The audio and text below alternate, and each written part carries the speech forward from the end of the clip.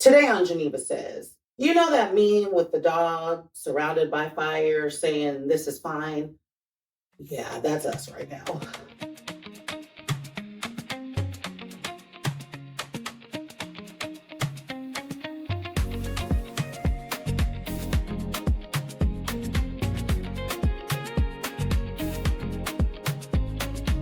This is Brittany Geneva. Welcome to another episode of Geneva Says. So happy to have you back with me. Excited to keep the momentum going. My third new episode in a row. I am keeping up with it, y'all. I'm so proud of myself. Oh my God. Let's jump right into the catch up. Definitely want to give you one more reminder. If you are in or near the DMV, we have our game night coming up tomorrow at Shanklin Hall. Come through. Flyers on the screen, information's on Instagram at The Nod Presents. Would love to have you. It's such a dope ass event. And I'm really excited and proud of what The Nod is building. We are really stepping it up this year and really taking it to the next level. And I'm really excited for all of the things we have in store because we got a lot going on this year. So I'm looking forward to it. Outside of that, things are kind of the same as last time. Job is still jobbing, life is still lifing. Men are still menning. But one thing that I have been, on my search for a more sustainable self-care routine, I have really been focused on like making my space more peaceful, particularly my bedroom. I think, I got my house and I was really excited about hosting and having people over. So I put so much energy into like the common spaces, like my kitchen and my living room and my patio and all the places where people will gather when they come over. And I kind of neglected my own bedroom, like where the heck I sleep. So I have kind of just been like, it wasn't just like my leftover furniture, but it was kind of a mishmash of furniture that didn't really like come together and like have a beautiful soft vibe. And my bedding was like super basic and like not matching. Like I kind of just let my bedroom be whatever. And I said, okay, let me actually make this like luxurious. Again, I talked about soft life. Let me make my bedroom softer and nicer. And so I got new bedding. I have a duvet cover now. I'm feeling like a very fancy auntie adult. I have like a bunch of pillows. So now it's very soft and I'm getting some other new furniture. So I'm really making my bedroom, which was unfortunately a space that I have been neglecting, more soft and comfortable and peaceful, and really trying to reflect that around my whole home. I've been really focused on like decluttering, making everything really clean and organized and like nice, and finding new storage solutions for stuff that was just like out and had nowhere to live.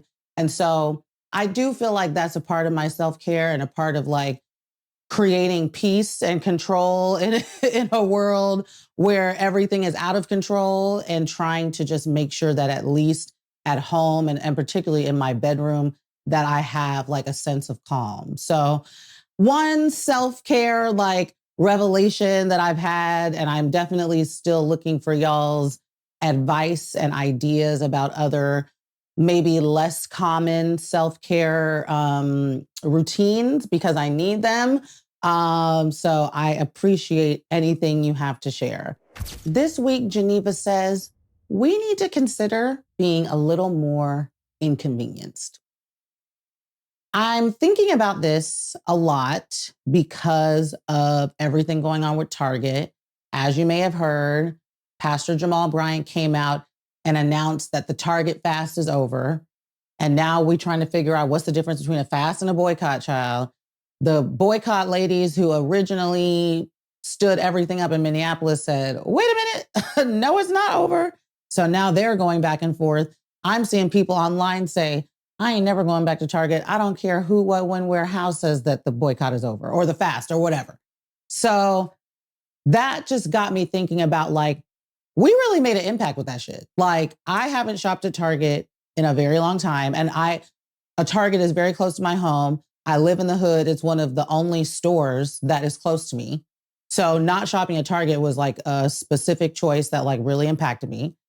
And I know a lot of us are not, and it's showing up in their bottom line. Their earnings are low. I think they got rid of their CEO recently because the performance is bad. Like they're feeling the repercussions of this Target fast. So I'm proud of us. Like I'm really proud of us for recognizing that this company has really betrayed us with their, about face on DEI and really just kissing 45/47's ass. And I really think that we have an opportunity to go bigger. Target, yes, Target matters. I'm glad that we did what we did. But I also start to think about, what about companies beyond Target? What about companies that are really in this administration's pocket and are helping to finance the new ballroom, all of the other crazy things that are going on? What if we were able to apply what we did with Target on a bigger scale to bigger companies like Amazon? And that would obviously be really hard because for me, I just told you my situation. I don't live close to a lot of stores. Target was actually really my biggest and best. That's somewhat nearby. And so whatever shopping I was doing at Target, I kind of pushed it over to Amazon. So, what a win. Now Jeff Bezos is getting more of my money, even more than he was already getting. And I'm like, I wonder if we could really like bear down and expand the concept of like these retail boycotts and big company boycotts to the scale of an Amazon. Or even, I say this as somebody who is going to post this on Instagram, but could we get to the scale of a Meta, the scale of a Google, but I'm also posting this on YouTube. So, they're taking over the world.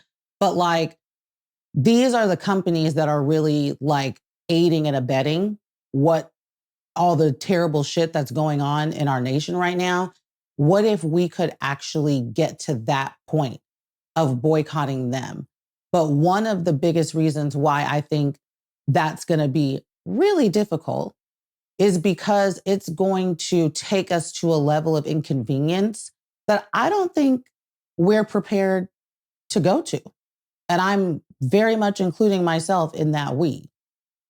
I was recently I've been listening for a while actually to Higher Learning podcast with Van Lathan and Rachel Lindsay. And there was a clip that Van really broke it down like beautifully. And I want to play that because it really gets to the heart of why I think this kind of boycott and this type of inconvenience is something that we need to get to, but will be really hard. There is something happening in the country that we don't like and we think is backwards. And one of the most significant ways for us to fight against it is to boycott or punish these companies economically. That's what America understands. And then you have somebody who is Black saying, yes, but that's going to hurt me. There's this thought that like, there's no pain that comes with progress. That's what we're missing in our leaders. Our leaders from the past were able to convince us that the pain that we were going to feel in the name of progress was worth it. It was worth it to walk to work. If you're boycotting the bus system, it was worth it to carpool. It was worth it to put yourself in harm's way to protest. It was worth it to go out there and have things happen to you, bodily harm. It was worth it to be put in jail. Like the term good trouble, that there was good trouble, that was worth it. And we don't have anyone who can convince people now that there is something virtuous in experiencing a momentary or even prolonged discomfort for the greater good. Listen to what he was saying there. That's really significant because it really speaks to the fact that the progress we have made as a country has allowed us to become very comfortable. We have jobs that get on our nerves and may not pay us enough, but they do allow us in the, hopeful situation to be able to pay our bills, go out to eat sometimes, maybe take a trip or two. We live in nice homes or nice apartments. We go out and have a nice weekend and have nice entertainment. And we have a nice, comfortable life, a lot of us, a good amount of us. I'm not going to say a lot, but the people who are sort of like tuned into this fight, right? And I feel like that has actually gotten in the way of us being able to fight. And I'm really like, I want to make clear that when I'm saying we and us, I'm talking about myself. I am very much including myself in that number because I do think about the fact that it will take sacrifice. Like okay, so anybody who knows me knows that I prioritize convenience over most things. I will pay for convenience, like I will pay a premium for convenience. I do not like to do extra if I don't have to do extra. I don't like being out and about if I don't have to be out and about. Like I hate running errands. I hate doing like, oh, I have to stop by 4 stores in a row. No, oh my God, why can't there just be the one store with all the things? So I like paid for convenience. I get things delivered. I willingly and knowingly spend money on having to personally do less because there's things I want to put my time into. And those things do not include running to a whole bunch of different stores and like going out of my way for certain things. I admit it. I'm not ashamed. That is what it is. So knowing that, then if I'm really to think about, oh, what if I stop ordering Amazon? What if I did an Amazon boycott or participated in one? That would really like rock my world because not only do I get a lot of stuff delivered, I have it on Subscribe and Save. I don't even want to have to think about it week to week. Just send me the dog food and I don't even want to have to think about dog food. Instead of me having to get up, go to PetSmart. I don't even know if PetSmart's like a better company. You know what I mean? But presumably because there's one not far from me. Go to PetSmart, buy the food in person, bring it back. Oh, girl, just bring it to my door, because I know I'm going to always need it every week. Look, I'm over here complaining about the possibility of perhaps having to go pick up my own dog food from the store. And our ancestors went through so much more. I mean, imagine walking to work. Imagine the life change that it would mean for you to have to walk to work right now instead of drive or take the bus or take the train or whatever you normally do. That is the type of sacrifice that I just don't think we're willing to make. And if we are not willing to make it, what are we going to allow to happen until it finally gets to that point? Until the dictator crosses the line. He's already taking over media. He's already going to extreme lengths to suppress votes. Look up the SAVE Act that they are trying to pass right now. He's already going to war without anybody's approval. He's already taking leaders from other countries and just plucking them away and deciding that he's done with them so that he can get to that country's oil. He's already deploying a ragtag team of animals to go through the country and arrest anybody who they think maybe possibly could perhaps be an undocumented immigrant. What else is it going to take for us to be like, damn, maybe I can experience a little inconvenience?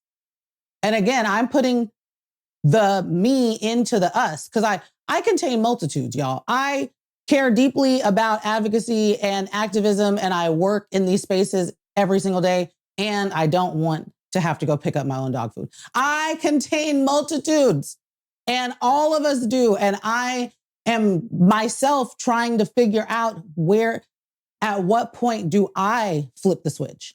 At what point do I say, you know what? I'd rather be uncomfortable. I'd rather be inconvenienced. I'd rather experience challenge than keep going through this shit for the next 3 years. I think about protests. I've heard about protests where there are like people who are blocking streets, right? They're blocking the highway or they're blocking like a main thoroughfare during like rush hour. And so many of the comments be like, ugh, I mean, yes, protest, but can you just do it not during rush hour? I'm on my way to work. Why can't they just do it in the park? Y'all, have we forgotten the point of a protest? A protest is supposed to be inconvenient. That's the point. Yeah, it's nonviolent. It's peaceful in that it's nonviolent, but it is not supposed to not do shit. Like, it's supposed to cause an eruption because whatever demands are being made, it's supposed to get people to a point of saying, okay, what do you want? We are completely losing the plot on what protest and fighting back, even peacefully, really means. And again, when do we finally flip the switch? How do we take what we learned from Target and apply it on that bigger scale to say, if we are capable of organizing ourselves in this manner to stop going to Target, can we be capable of organizing ourselves to all cancel Amazon Prime or to stop completely any Amazon shopping for 30 or 60 or 90 days? Can we organize that? Who will lead it? Who will take the reins? How will we get it done? Because we are capable of it. I'm seeing that. I've seen that. And I agree with Van that these economic types of boycotts, these actions that speak to corporate bottom lines are the ones that will actually make the biggest difference and will actually allow us to make more demands. And if their businesses are being affected in the way that I think we could possibly do, they will be incentivized to say, okay, what do y'all want? What do y'all, okay, how can we get you back shopping with us? At least I think it's worth experimenting to see if we can figure it out. I just really, I leave us with this question. I leave us with this to think about. How can we really make the decision that inconvenience is going to be worth it in order to make a difference? Because what's happening in our nation right now is just the beginning. There are years potentially left of this president. And if things keep going the way they're going, we're going to hell. We're already in hell. We're going deeper down. We're going to the basement down here. So I want us to think about what it would really take. And for currently obsessed this week, look, everyone needs some escapism. I have been on here talking about some serious stuff. Serious stuff is happening in the world. And so I contain multitudes. When the serious things are happening, I need to escape. And I love to escape with a good episode of Secret Lives of Mormon Wives, y'all. I love that show. Oh my gosh. The absolute best Utah mess I have ever seen. Oh my God. And I was like stubborn. Like, I was so stubborn because multiple people were telling me they think I would like the show. And I was like, I really don't think I'm interested in the Secret Lives of Mormon Wives, like as a general rule. Until I watched it, I finally tried out an episode and I said, hey, this is a show. This is a show and it is good and it is drama and it is mess. And those are things that I sometimes enjoy. And so even though right now it's getting very real life imitating art, maybe it's the other way around. I don't know. But now we have Taylor Frankie Paul's Bachelorette season getting canceled. We got one couple getting a separation, another couple getting a divorce. I said, okay, things is getting very real. When you feel like, oh, reality shows are not really real, maybe this one might, something's going on that's actually happening in real life, because that's some drama that all like came out this week. And I also think like ABC, you don't get no points for me for canceling The Bachelorette, because the show airs on Hulu. So ABC is in the mix from the beginning. The episode where she is beating on her baby father and getting arrested is on the show. Like, it's season 1, episode 1. So they've been known about that. They didn't care. They were hoping that Mormon Wives viewers would go over to The Bachelorette, whose ratings are sinking. And they were hoping that maybe having her on there would revive some dead stuff. And Now look at you. Now look at you because you don't want to vet your contestants. There is like, maybe this has always been the case, but maybe people now are just talking about it more. But it feels like these reality shows are not vetting these participants. Like, you got Huda over here who is crazy, like racist, abusive, all of these things that are coming out about her. Why was she ever on Love Island? What the heck? You got these Love is Blind people who have like, I mean, the things that come out about them, secret children and all of this. And this man, it looked like one of the guys on the last season of Love is Blind is homeless. Like, oh, okay. I didn't watch it, so I'm just going off what I saw online, but I'm just like, so vetting is just not in the room with us at all anymore, clearly, if it ever was. But currently obsessed with Secret Lives of Mormon Wives. If you enjoy a little escapism TV, highly recommend. That is another episode of Geneva Says. I thank you so much for watching or listening. If you are watching on YouTube, make sure you subscribe. I'd love to see you back here. I post about a number of things. Tap in with me. If you're listening, please do give this a 5-star rating if you feel it deserves it. Maybe write a little review, whatever floats your boat on Apple Podcasts or wherever you might be listening to this. And please do tap in with me on social media. I am at Brittany Geneva on all of the things. My handles will show up somewhere on the screen. And I would love to be in conversation with you, talk to you about all the things that I talk about. I genuinely do want feedback and thoughts, but not troll thoughts. Wait a second, hold on. This is my last little rant before I sign off. I have been posting various clips on all of the places where you post short clips, right? So Instagram Reels and TikTok and YouTube Shorts. And particularly on YouTube, I am very curious as to why only people who disagree are commenting. I'm like, hey, if you agreed, say, yeah, girl. Can I get you to say amen? You know, like, I'm getting a lot of likes on the video, but then the comments are like, look at you spewing Democrat talking points. You clearly don't know what you're talking about. And I'm like, well, first of all, I do. Second of all, why are only y'all saying stuff? I'm curious about that. Like, if you agree, can you say so? Can you just give me a yeah, girl? I would appreciate it so much. I really would. I'm just very curious as to why only the angry comments are being made. But hey, you know, I guess if you're watching, that's the first step. But I would love a little positive reinforcement.